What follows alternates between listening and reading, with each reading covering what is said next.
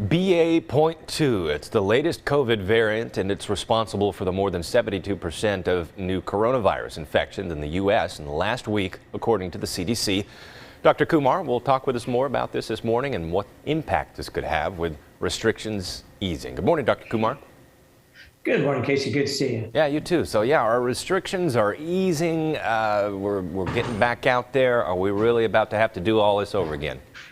Well, don't shoot the messenger. And this is, proven very difficult during the pandemic to predict the future. So I'm not trying to do that. And so I'm just outlaying a potential future scenario, which is that we could have another surge. And that idea is sparked by what's going on in Europe. And throughout the pandemic, what happens in Europe seems to precede what happens in the United States by several weeks. And as we've reported here several months ago, that we can collect wastewater data because coronavirus is shed in stool. If you check wastewater, you can see the burden of COVID-19 in the stool water. And what we're seeing in this country is that what you've stated, the variant of Omicron BA.2 is starting to become increasingly prevalent in this country, and wastewater data bears that out. And what's happening in Europe appears to be an elevation, a surge there. So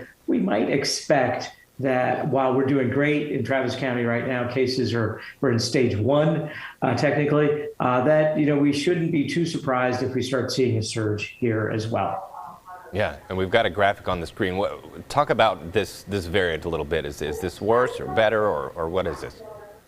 Yeah, so it's part of Omicron. At least what you remember about Omicron compared to the Delta and the previous strains, that while it was more infectious and spread more rapidly, and we had to hustle to try to get tests that were able to detect it, that it was less virulent in terms of causing death. The percentages of people that got sick with Omicron were less. The numbers were higher, so the overall numbers went up, but each individual experienced symptoms that were milder.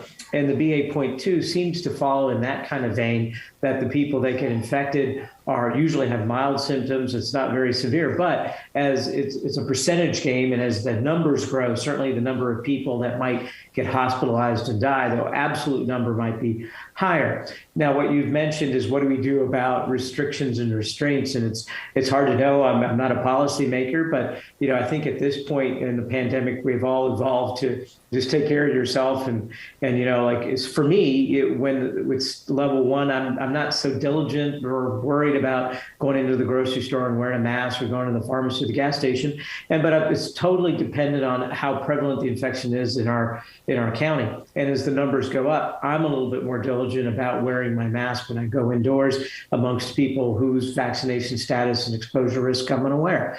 And so I think it's going to be kind of that idea that we were all been through this for 2 years, and you know what, it takes care of yourself. And that 4th booster, I haven't gotten it yet, but if this starts going up, I might go ahead and get my extra shot. Yeah. Just to wrap us up here, we've got about 15, 20 seconds. Do we need to hope for another booster, or is COVID eventually going to be like a 1 shot a year sort of deal? Well, again, predictions are tough to come by because it's a moving target here. My personal take on it is going to be dependent on how prevalent it is in the community. Before I saw the surge in this segment that I'm doing now, I'm not so sure I was so keen on that 4th booster and getting it, just because of the hassle of scheduling of it. Now I think it's going to be higher on my list. And I think that's the way that most people are going to view it, that these boosters and these extra shots are going to be dependent on the course of the pandemic, and it's hard to predict ahead of time exactly what we're going to be doing. Gotcha. Dr. Kumar, thank you so much. If you have a question for Dr. Kumar, you can email us at askdrkumar@gmail.com, and you can also check out his website, drkumar.com.